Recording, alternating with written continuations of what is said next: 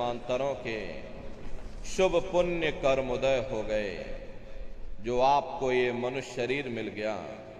अरे अब की बार ये मौका मिल गया है, मिली नरदेह यह तुमको, बनाओ काज कुछ अपना, पचो मतिया इस जग में, जानियो रैन का सपना।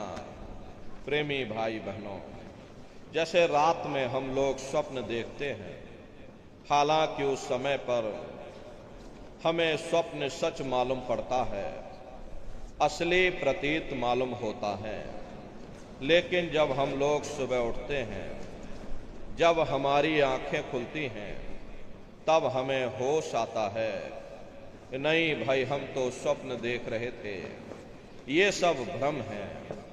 ठीक उसी प्रकार से ये दुनिया भी 10-20-100 साल का स्वप्न है। अब आप कहोगे हम जाग रहे हैं, परंतु प्रेमी भाई बहनों, ऐसा हरगिज नहीं है।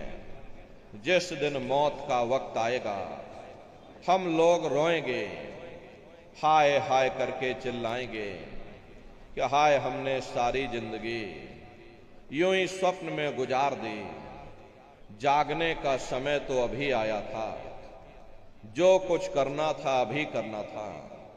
लेकिन प्रेमी भाई बहनों, अब पछताए होत क्या, जब चिड़िया चुग गई खेत।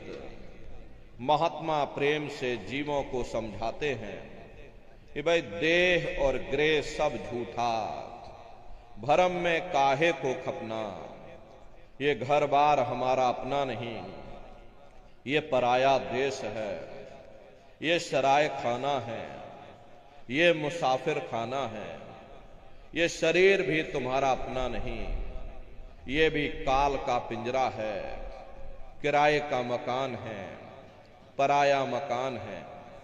किसी को 40-50 साल के लिए मिला, किसी को 80-90-100 साल के लिए मिल गया। जितने जितने श्वास उस मालिक ने बख्शे हैं, उसे भुगतने के बाद में हमें शरीर को यहीं छोड़ जाना। श्वास दुधारा नित ही जारी, एक दिन खाली चाम। प्रेमी भाई बहनों, एक तालाब पानी से चाहे कितना भी क्यों ना भरा हो, आप एक छोटी सी नाली काट कर खोल दीजिए, तालाब में छोटा सा छेद कर दीजिए, तो सारा पानी ही तालाब से बाहर निकल जाएगा। ठीक उसी प्रकार से तुम्हारा ये शरीर भी श्वासों का भंडार है, और जब तक श्वासों का भंडार जारी है, हम दुनिया के काम काज में फंसे हुए हैं, दुनिया के कारोबार में हम आप उलझे हुए हैं। लेकिन जिस वक्त ये श्वासों का भंडार खाली होगा, अरे टेलीफोन खड़क जाएंगे, तार पहुंच जाएंगे, संदेश पहुंच जाएंगे, सब रिश्ते नातेदार, सब कुटुंब परिवार वाले, सब अड़ोस पड़ोस वाले मिनटों सेकंडों में इकट्ठा हो जाएंगे। प्रेमी भाई बहनों, जिस शरीर से तुम इतना प्रेम किया करते थे, साबुन से मल मल करके नहाते थे, उसे कोई एक रात भी घर में रखने को तैयार नहीं होता। कंधों पर लटका करके शमशान भूमि पर छोड़ करके आ जाते। हिंदू लोग तिनका तोड़ाते हैं, जैसे तिनका टूट गया, तेरा मेरा रिश्ता नाता टूट गया। मुसलमान ईसाई लोग खाक की मिट्टी कब्र में डाल देते। जो मेरे लिए खाक की मिट्टी है, वह मेरे लिए तू है। मामूली कष्ट नहीं होता, मौत के समय में घनघोर पीड़ा होती है।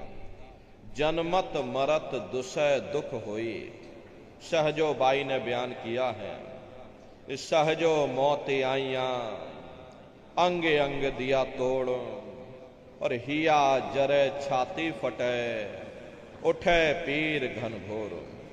गुरु महाराज सत्संग में फरमाते थे, जैसे 1 लाख बिच्छू एक साथ मिल करके हमारे शरीर पर डंक मारें, उससे भी लाखों करोड़ों गुना ज्यादा मौत के समय में दर्द होता है।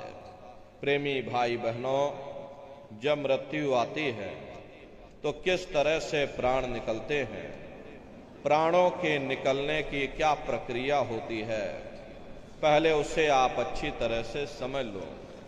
सिमटत भांस श्वास उठ जावे और प्राणपति जब सिमट समावे, उस समय हमारी ये श्वासें रुक जाती, शरीर की चेतना नीचे से सिमटने लगती है। तो सबसे पहले गुदा चक्र टूटता है, क्योंकि गुदा चक्र में पृथ्वी का वास होता है। गुदा चक्र टूट करके ऊपर इंद्रिय चक्र में समा जाता, इंद्रिय चक्र में जल का वास होता, यानी जल ने पृथ्वी को खोल दिया। फिर जब इंद्रिय चक्र टूटेगा तो ऊपर नाभि चक्र में समा जाएगा। ये नाभि चक्र में अग्नि का वास होता, यानी अग्नि ने फिर जल को सुखा दिया। ये नीचे से सिमटाव होता है, नीचे से ऊपर की ओर सिमटाव होता, पैरों के तलवे से लेकर के सिर की चोटी तक सिमटाव होता है। फिर जब ये नाभि चक्र टूटेगा तो ऊपर हृदय चक्र में समा जाएगा। हृदय चक्र में वायु का वास होता, यानी वायु ने अग्नि को अपने में समाहित कर लिया और इस तरह से वायु ऊपर आकाश में उड़ गई। ये आंखों की पुतलियां ऊपर पलट जाती हैं, मुंह खुला का खुला रह जाता। अरे महात्मा समझाते हैं, जब यह कर्म कलाई उपजावे, बुद्धि सुरत की आन दबावे, जब यह जीवात्मा पांचों तत्वों को लांग करके जल पृथ्वी अग्नि वायु आकाश पांचों तत्वों को लांग करके ऊपर आती है, तो काल दाढ़ में आन दबानी, और जब ढर के नैनन से पानी, जब काल अपनी दाढ़ में दबाता है उस समय नेत्रों से पानी निकलता, इंद्रियां टूट टूट करके चकनाचूर हो जाती, सब रिश्ते नातेदार खड़े रह जाएंगे। लगे टकटकी दिखे न भाई, वाही समय को करे सहाय। उस समय मरने वाला टकटकी लगाकर देखता है कि कोई मेरी मदद कर दे, कोई मेरी सहायता कर दे, अरे कोई मुझे बचा ले।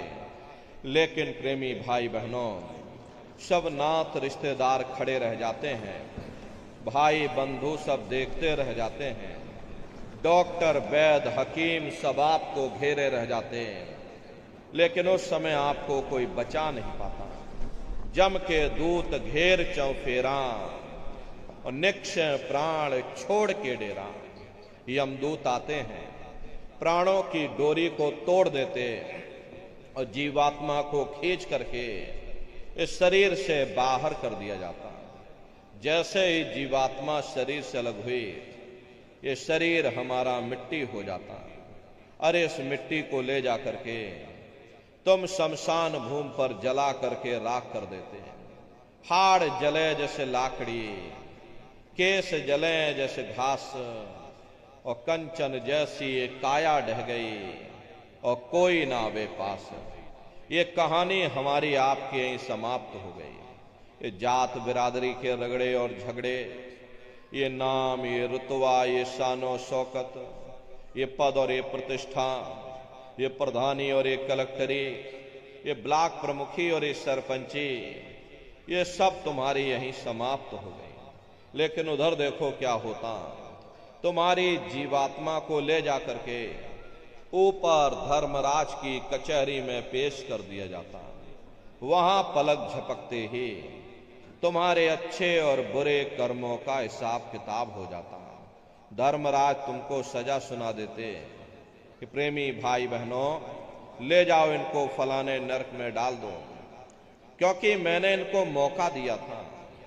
जब ये मां के घर में उल्टे लटके हुए थे, सिर इनका जब नीचे था और पैर जब इनके ऊपर थे, जठराग्नि में जब ये तप रहे थे, उस समय इन्होंने मुझसे प्रार्थना की थी कि हे मालिक, अब प्रभु कृपा करो वे भाती, और सब तज भजन करह दिन राती। कि हे परमात्मा, इस बार हमको मौका दे दो, हमको ये मनुष्य शरीर दे दो, हम भजन करेंगे, भक्ति करेंगे, हम अपनी जीवात्मा का कल्याण करेंगे। तो मैंने इनकी प्रार्थना को स्वीकार कर लिया और इनको मैंने सुंदर सा ये मनुष्य शरीर दे दिया और कह करके मैंने भेजा था कि भाई ये मनुष्य शरीर ये किराए का मकान है, ये तुम्हारा अपना नहीं है। अगर ये तुम्हारा अपना होता तो हमेशा तुम्हारे पास रहता। ये तुम्हारा अपना नहीं, ये मैंने तुमको कुछ समय के लिए किराए का मकान दिया है। हाँ, तुम अपनी जीवात्मा को मेरे किराए के मकान में बैठा करके मालिक की भक्ति करके समय रहते अपनी जीवात्मा को जगा लेना, अपनी जीवात्मा का कल्याण करा लेना। मैंने कुछ समय के लिए तुम सबको ये किराए का मकान दिया है और जब समय पूरा होगा तो मैं अपने सिपाहियों को ऊपर से भेजूंगा और उस समय पर तुम मेरे किराए के मकान को खाली कर देना। लेकिन इतना ध्यान रखना, जैसा साफ सुथरा मैंने तुमको ये किराए का मकान दिया है, वैसा ही साफ सुथरा तुम मुझको वापस लौटाना। लेकिन इस किराए के मकान में बैठ करके इन्होंने बुरे खोटे पाप कर्म कर डाले। मेरे किराए के मकान को इन्होंने अपने कर्मों से गंदा कर दिया, इसलिए कर्मों की सजा इनको मिलेगी। ले जाओ इनको फलाने नरक में डाल दो। महात्मा कभी झूठ नहीं बोलते। महात्माओं ने जब साधना किया, साधना करके जब ऊपर गए, जो कुछ उन्होंने ऊपर जा करके उन नरकों का हाल देखा, तो हमारी आपकी जानकारी के लिए उन्होंने धर्म ग्रंथों में लिख दिया, लोह के खंभ तपत के माही, जहां जीव को ले चिपटाई, वहां बड़े बड़े लोहे के खंभे अग्नि से धधक धधक कर लाल हो रहे। ऐसे खोटे जीवों को उन्हीं तपते हुए खंभों के ऊपर लिटा दिया जाता। जीव हाय हाय करके चिल्लाता है, तड़फ तड़फ जीव जुलम बुखारी, और तपत खंभ दुख उपजे भारी। असहनीय वेदना होती है, असहनीय दुख और दर्द होता है। जीव वहां रोता और चिल्लाता रहता। लाखों लाख योजन मील तक तुम्हारे रोने, चीखने, चिल्लाने की आवाज उन नरकों से हो करके गूंजती है। लेकिन प्रेमी भाई बहनों, वहां कोई तुम्हारी पुकार सुनने वाला नहीं, कोई तुम्हारी दर्द भरी आवाज को सुनने वाला नहीं। ये दुर्दशा क्यों हो गई? क्योंकि हम लोग मनमुखी हो गए, मन के कहे पर चलने लग गए। मन के कहे पर चल करके बुरे खोटे पाप कर्म करने लग गए। कर्मों का ये जखीरा अंबार के अंबार हमने अपने सिर पर लाद लिए। आज उन्हीं कर्मों का हम आप भोग पा रहे। अरे महात्मा कहते हैं, नर के अनेक अन्योर हैं, कहाँ लगे कहूं बखान, दुख भुगते यह जीव जो, जाने जो भोग समान।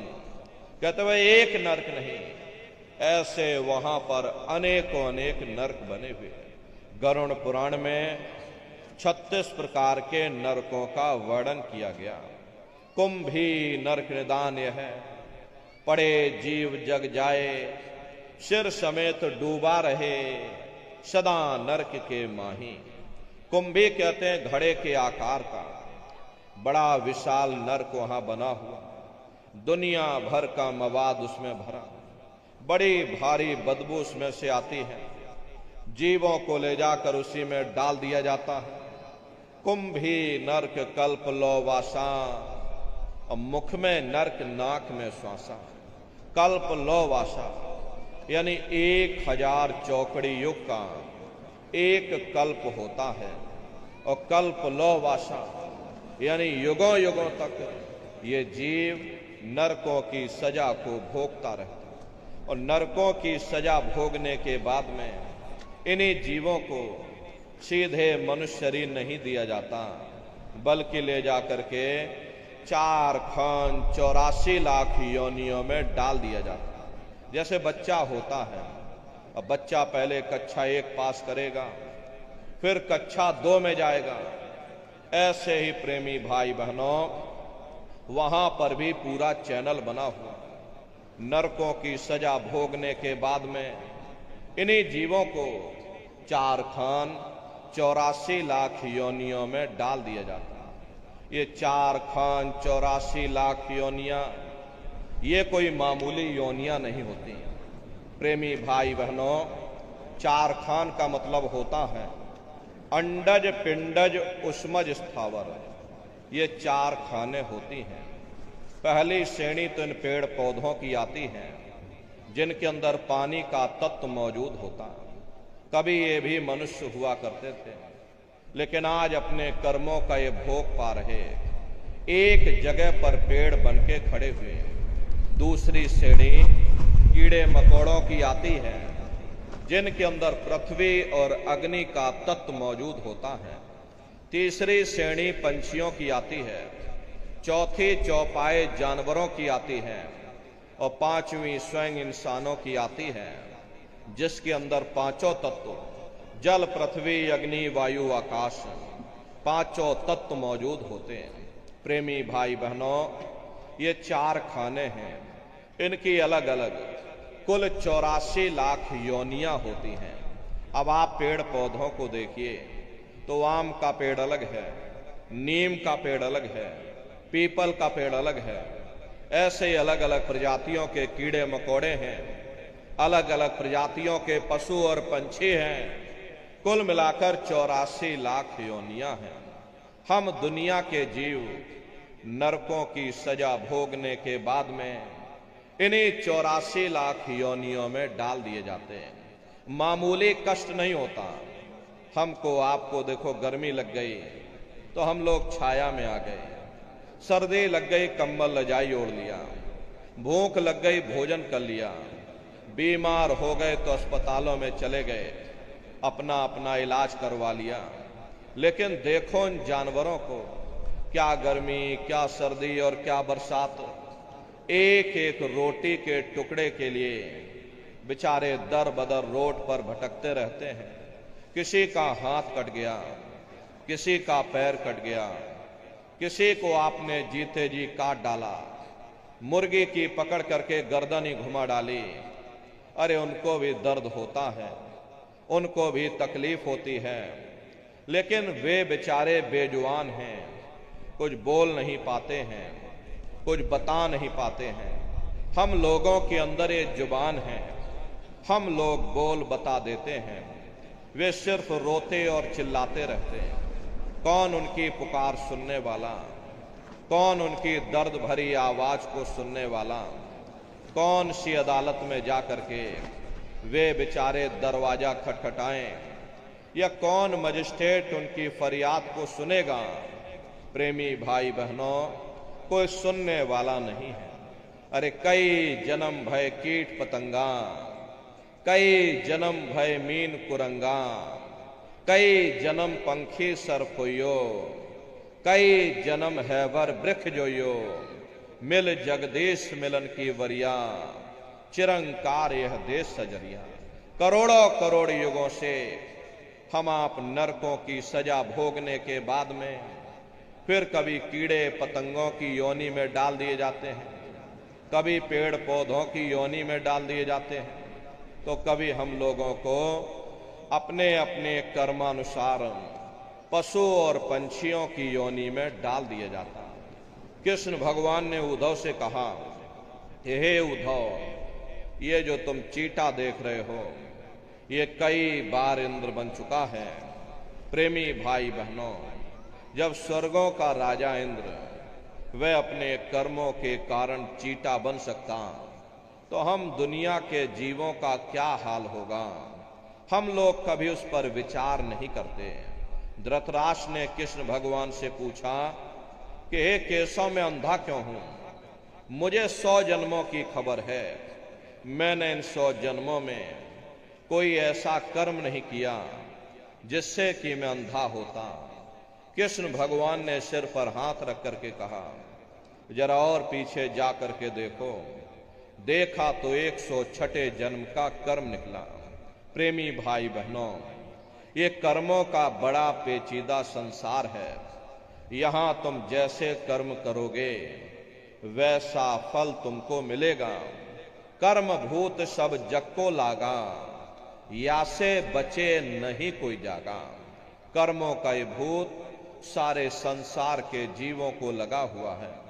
कर्मों के वशीभूत होकर के ये मनुष्य बार बार जन्म लेता और मरता है, नरकों की सजा को भोगता है। फिर अपने ही कर्मों के कारण ये जीव 4 खान 84 लाख योनियों में भटकता है।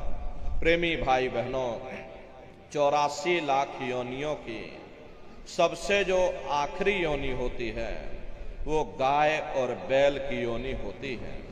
गाय स्त्री का रूप लेती है और बैल पुरुष का रूप लेते हैं। ये 84 लाख योनियों की सबसे आखिरी योनि यानी कि अंतिम पायदान होता है।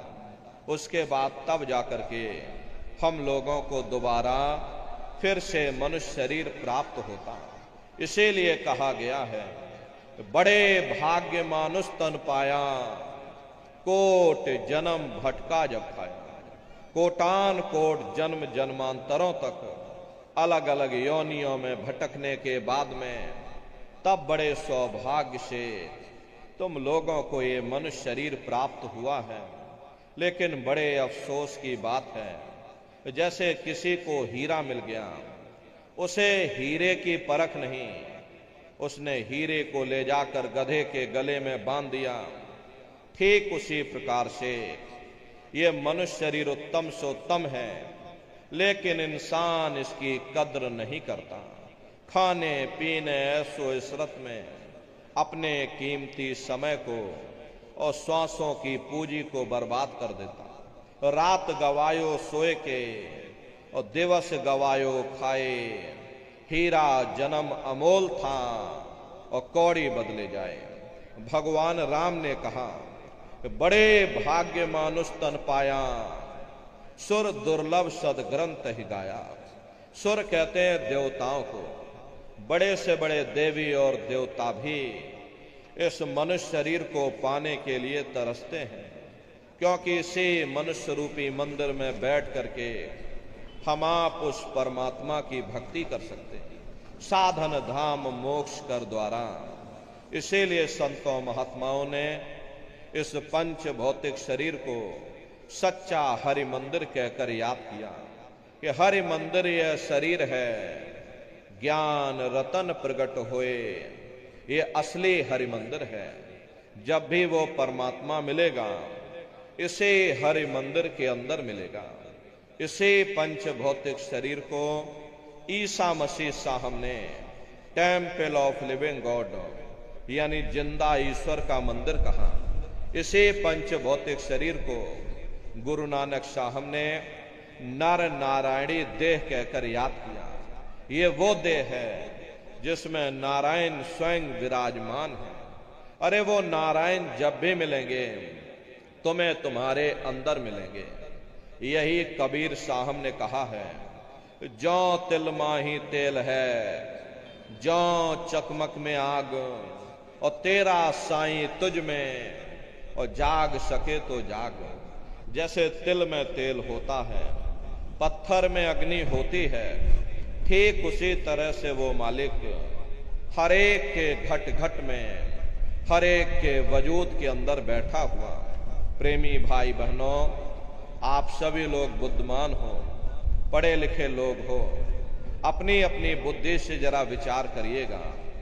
प्रेमी भाई बहनों, जब उस परमात्मा ने हर इंसान को एक जैसा बनाया, आँख कान नाक मुंह हाथ पांव एक जैसे दिए, तो हम आप ये कैसे सोच सकते हैं कि उसने हिंदुओं के लिए अपने मिलने का कोई और रास्ता बनाया होगा, या मुसलमान सिख या ईसाइयों के लिए अपने मिलने का कोई और रास्ता।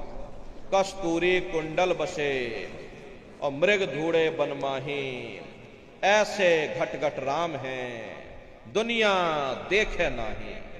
जैसे हिरन कस्तूरी की खुशबू को बाहर जंगलों में ढूंढता फिरता, हालांकि वो खुशबू उसके नाभि से हो करके आती है, वही हाल हम जीवों का है। हम दुनिया के जीव भी उस परमात्मा की खोज बाहर इस जड़ संसार में कर रहे, लेकिन महात्मा समझाते हैं कि भाई मोको कहां ढूंढे रे बंदे, अरे मैं तो तेरे पास में, ना तीरथ में ना मूरत में, मैं तो हूं विश्वास में।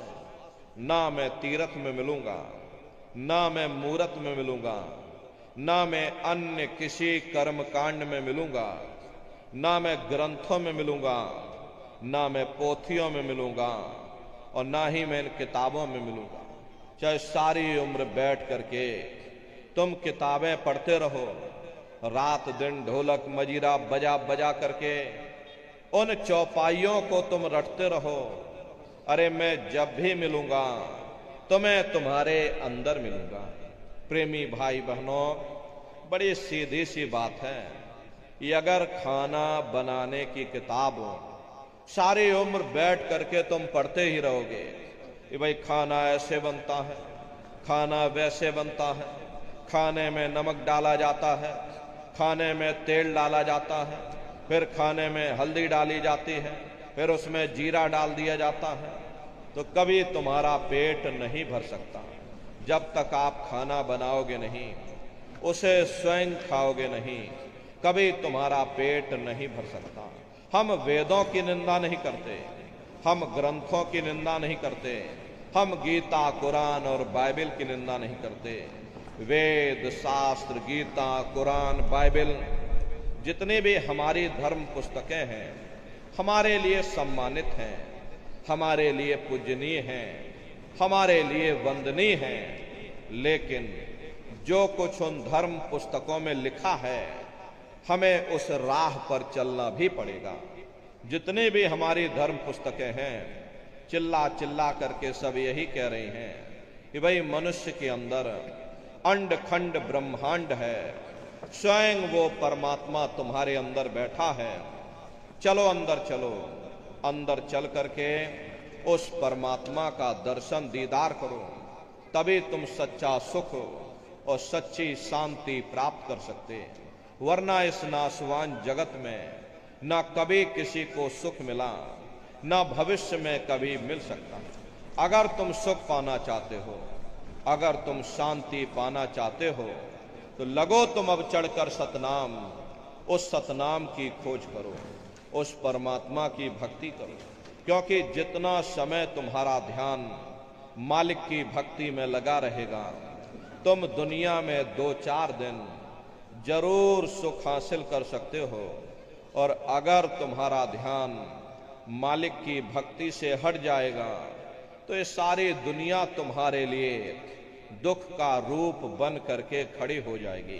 प्रेमी भाई बहनों, आप सभी लोग अपनी अपनी बुद्धि से विचार करिएगा। एक छोटा सा बच्चा अपने पिता की उंगली पकड़ करके मेला या नुमाइश में घूमने जाता है, उसे मेले की हर साजो सामान बड़ी खूबसूरत नजर आती है। किसी जगह खेल खिलौनों की दुकानें लगी, कहीं गुड्डे गुड़ियों की दुकानें लगी, कहीं झूलों की दुकानें लगी, कहीं मिठाई और पकवान की दुकानें लगी। वो बच्चा यही सोचता है कि शायद ये खुशी हमको इस मेले के साजो सामान से प्राप्त हो रही है। और अगर भूल करके भी वो बच्चा अपने पिता की उंगली छोड़ देता है तो वह सारा साजो सामान उसी जगह पर रहता है, लेकिन बच्चा रोने चिल्लाने लगता है, चीखने लगता है। तब उसे खुद ब खुद महसूस होता है ये खुशी हमें तभी तक प्राप्त हो सकती जब तक हमने अपने पिता की उंगली पकड़ रखी थी। अरे हमारा पिता कौन है? वो परमात्मा है। वो परमेश्वर है जिसने अंड खंड ब्रह्मांड की रचना की। तरफ से अपने ख्याल और ध्यान को समेट करके एक मन एक चित्त हो करके उस परमात्मा की भक्ति करो। सुरत शब्द नाम की कमाई करना, सब जतन दूर अभ्यना। कोई दूसरा उपाय करने की जरूरत नहीं है। ऐसा नहीं कि गंगा गए गंगा राम बन गए और जमुना गए तो जमुना दास बन गए। ये भी कर लें वो भी कर लें, कोई ना कोई उपाय कारगर होगा ही। प्रेमी भाई बहनों, इस बात को हमेशा ध्यान में रखिएगा। जो पानी 100 सुराखों से बहेगा वो कभी खेत नहीं सींच सकता। अगर हम अपने ध्यान को दुनिया में चारों तरफ फैलने देंगे, हम कभी कुछ भी प्राप्त नहीं कर सकते। नाम विसार चल है अनिमार्ग, अंत काल पछताई। नाम की कमाई का तरीका छोड़ करके और किसी रास्ते पर चल करके देख लो, अंत समय पछताना पड़ेगा। इसीलिए महात्मा कहते हैं, भाई सुरत शब्द नाम की कमाई करना, सब जतन दूर अभ्यम। जितने भी महात्मा धरती पर आए उस मालिक को पाया, सुरत शब्द नाम योग की साधना करके ही पाया। देखिए, सबसे पहले कबीर साहब आए। कबीर साहब ने सुरत शब्द नाम योग की साधना जारी की। उसके बाद गुरु नानक साहब आए। गुरु नानक साहब ने भी सुरत शब्द नाम योग की साधना जारी की। उसके बाद और भी महात्मा आए, कबीर, नानक, दादू दरिया, भीखा साहब, पलटू साहब, जगजीवन साहब। अरे आप काशी में चले जाइए, देखिए रैदास जी महाराज हुए, पूरे महात्मा थे। उन्होंने भी उस मालिक को पाया तो सुरत शब्द नाम योग की साधना करके ही पाया। आप चित्रकूट में चले जाइए, देखिए गोस्वामी जी महाराज हुए, जिन्होंने रामचरित्र मानस बनाई, जिसका पाठ आप सभी लोग अपने अपने घरों में मंदिरों में बैठ करके करते हो। गोस्वामी जी महाराज केवल एक कवि नहीं थे, पूरे महात्मा थे। 18 वर्ष की आयु में गोस्वामी जी महाराज ने सुरत शब्द नाम योग की साधना करके उस मालिक को प्राप्त किया। आप राजस्थान में चले जाइए, देखो मीराबाई हुई, सहजोबाई हुई। मीराबाई के गुरु देखिए रैदास जी महाराज हुए। मीराबाई ने भी उस मालिक को पाया तो सुरत शब्द नाम योग की साधना करके ही पाया। प्रेमी भाई बहनों, ये सुरत शब्द नाम योग की साधना है। इस साधना की 3 क्रियाएं हैं। पहला है सुमरन, दूसरा है ध्यान और तीसरा है भजन। सुमरन कहते हैं अपने गुरु को याद करना, ध्यान कहते हैं अपनी दिव्य दृष्टि को खोलना, और भजन कहते हैं कान में उंगली डाल करके उस शब्द को सुनना, उस नाम को सुनना, उस देववाणी आकाशवाणी को सुनना जो 24 घंटे तुम्हारे सबके अंदर गूंज रही है। तो कैसे आप लोग सुमरन करोगे, कैसे आप लोग ध्यान करोगे और कैसे आप लोग भजन करोगे? बहुत से नए प्रेमी भाई बहन यहाँ बैठे हुए हैं, तो सुमरन, ध्यान और भजन कैसे कैसे करना है, बैठ करके आप सभी लोग अच्छी तरह से समझिएगा और फिर घर पर जा करके अभ्यास करिएगा। तो सबसे पहले देखो सुमरन कैसे किया जाएगा। सुमरन करने के लिए एक माला आप लोग ले लेना। ये देखिए प्रेमी भाई बहनों, 108 दाने की ये माला है। अपने अपने घरों में बैठ करके बाहर से अपनी आंखों को बंद कर लेना। दोनों आंखों के मध्य भाग में अपने ध्यान को रोक करके और दाने दाने पर जय गुरुदेव नाम का जाप करिएगा। हर दाने पर जय गुरुदेव नाम, हर दाने पर जय गुरुदेव नाम, जय गुरुदेव, जय गुरुदेव, जय गुरुदेव, जय गुरुदेव, कुल 108 बार करिएगा। दोबारा इसी जगह फिर वापस आ जाओगे। जब आप जय गुरुदेव नाम का जाप करोगे तो दोनों आंखों के मध्य भाग में अपने ध्यान को रोक करके और दाने दाने पर जय गुरुदेव नाम का जाप करिएगा। जिसको आप याद कर रहे हो एक समय ऐसा आएगा वो अंतर में तुम्हारे सामने प्रकट हो जाएगा, उसके स्वरूप को देख लेना, फिर उसी के स्वरूप को याद करके जय गुरुदेव नाम का जाप सभी नए प्रेमी भाई बहन करिएगा। दूसरी बार फिर यहीं से जय गुरुदेव नाम का जाप, तीसरी बार फिर यहीं से जय गुरुदेव नाम का जाप, इस तरह से कुल 8 बार जय गुरुदेव नाम का जाप सभी नए प्रेमी भाई बहन करिएगा। और 8 बार करने के बाद में ये माला आप रख देना।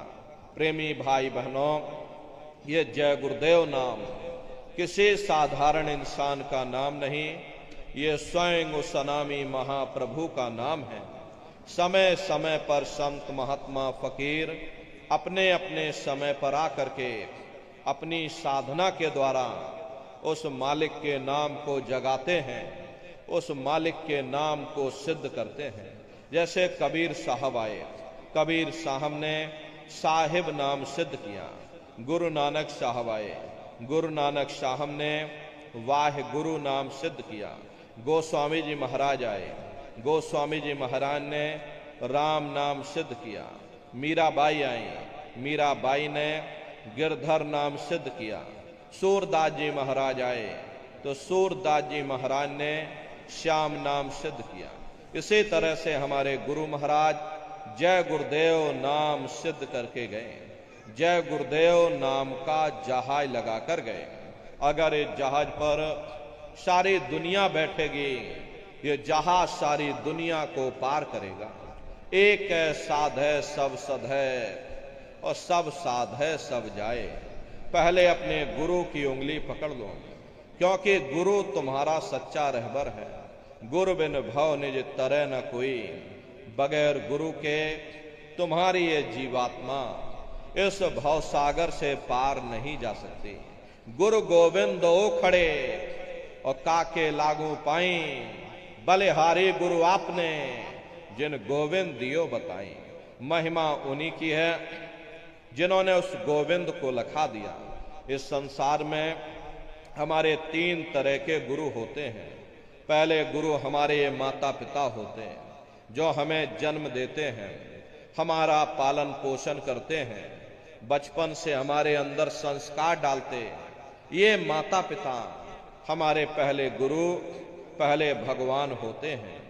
दूसरे गुरु हमारे शिक्षक होते हैं, जो हमें स्कूलों में कॉलेजों में हमें जो भौतिक ज्ञान देते हैं, ये हमारे दूसरे गुरु होते हैं। और तीसरे हमारे आध्यात्मिक गुरु होते हैं, जो हमारी जीवात्मा को इस भव सागर से पार ले जाते हैं। इसीलिए कहा गया है, गुरुर ब्रह्मा गुरुर विष्णु गुरुर देवो महेश्वरः गुरुर साक्षात पर ब्रह्मा तस्मै श्री गुरुवे नमः। 3 लोक 9 खंड में गुर से बड़ा न कोई, और कर्ता करें न कर सकें, और गुरु करें सो होई। इसलिए प्रेमी भाई बहनों, साधना करने से पहले जय गुरुदेव नाम का सुमरन सभी नए प्रेमी भाई बहन करिएगा। और सुमरन करने के बाद में फिर आप लोग ध्यान पर बैठिएगा। दूसरा है ध्यान। ध्यान कहते हैं दृष्टि को एकाग्र करना, अपनी दिव्य दृष्टि को खोलना, अपने तीसरे नेत्र को खोलना, अपने शिव नेत्र को खोलना। तो कैसे आप लोग ध्यान करोगे, जरा अच्छी तरह से समझ लो। अपने अपने घरों में पलथी मार करके बैठिएगा, शरीर को टाइट मत करिएगा। बहुत से प्रेमी गलती कर देते हैं कि ध्यान के समय अपने शरीर को बिल्कुल टाइट कर देते हैं। यदि आप अपने शरीर को टाइट कर दोगे, ये शरीर आपका थक जाएगा, फिर शरीर ढीला पड़ जाएगा, फिर जैसे के तैसे हो जाओगे। इसलिए पहले से ही अपने शरीर को बिल्कुल ढीला छोड़ देना। जितना आराम से आप बैठोगे उतना आपके लिए अच्छा रहेगा। तो अपने अपने घरों में पलथी मार करके ढीले बदन से आराम से बैठ जाना। बाहर से अपनी आंखों को बंद कर लेना। दोनों आंखों के मध्य भाग में दूर सामने देखिएगा, तो सामने आपको अंधेरा दिखाई पड़ेगा। जब आप अपने बाहर की आंख को बंद कर दोगे और अंतर में सामने देखोगे तो सामने आपको अंधेरा दिखाई देगा। बस उसी अंधेरे में एक जगह पर आप अपनी दृष्टि को रोकिएगा। होशियारी यही रहे ये आंखों की पुतलियां हिलने ना पाए। शुरुआती समय में ये आंखों की पुतलियां अंदर अंदर हिलेंगी, लेकिन जब आप रोज रोज अभ्यास करोगे, करत करत अभ्यास ते जड़मत होत सुजान, जब रोज रोज अभ्यास करोगे तो आंखों की पुतलियां हिलना बंद हो जाएंगी। तो दूर सामने अंधेरे में एक जगह पर आप अपनी दृष्टि को रोकिएगा या उस अंधेरे को लगातार देखते रहना। दृष्टि अपने आप अंधेरे में रुक जाएगी। उस समय किसी के बारे में सोचना नहीं, किसी के बारे में विचार मत करिएगा। शरीर को बिल्कुल हिलाना नहीं, शून्य हो करके, शांत चित्त हो करके, निर्विचार हो करके बस सामने उस अंधेरे को लगातार देखते रहना। देखते देखते देखते देखते एक समय ऐसा आएगा कि आपकी दृष्टि उस अंधेरे में रुक जाएगी, और जैसे ही आपकी दृष्टि अंधेरे में रुकेगी तो सुई की नोक के बराबर काले में भी काला बिंदु, बड़ा चमकीला बिंदु होगा, तारे की तरह चमचम चमचम चमकेगा। वो चमकता हुआ तारे जैसा बिंदु आपको सामने दिखाई पड़ेगा, और जब वो बिंदु सामने दिखाई पड़ जाए तब आप अपनी दृष्टि को उस बिंदु पर एकाग्र कर देना। वही बिंदु दरवाजा है, वही बिंदु खिड़की है, उसी को हरि का द्वार यानी कि हरिद्वार कहा गया। बहुत विशाल वो दरवाजा है। ये संसार कुछ नहीं है। ऐसे तुम लाखों संसार इकट्ठे करके और एक साथ दरवाजे के अंदर डाल दो, पता तक नहीं चलेगा। इतना विशाल वो हरि का द्वार तुम्हारे सब के अंदर बना हुआ है। एक छोटे से बीज को लेकर के हम आपसे कहें कि इस बीज के अंदर बहुत बड़ा पेड़ है, तो आप जल्दी भरोसा नहीं करोगे। लेकिन उस छोटे से बीज को जब आप जमीन में गाड़ दोगे, थोड़ा खाद पानी दोगे, वो बीज अंकुरित हो जाएगा। उसमें से विशाल लताएं भी निकलेंगी, विशाल वृक्ष का रूप भी लेगा, उसमें से फल और फूल भी निकलेंगे। ठीक उसी प्रकार से आप सभी के अंदर सुई की नोक के बराबर तारे की तरह छोटे से छोटा बिंदु है। उस बिंदु के अंदर बड़े बड़े ब्रह्मांड बसे हुए हैं। वो तारे जैसा चमकता हुआ बिंदु आपको सामने दिखाई पड़ेगा। लेकिन बिंदु जब दिखाई पड़ेगा जब आपकी दृष्टि उस अंधेरे में रुक जाएगी।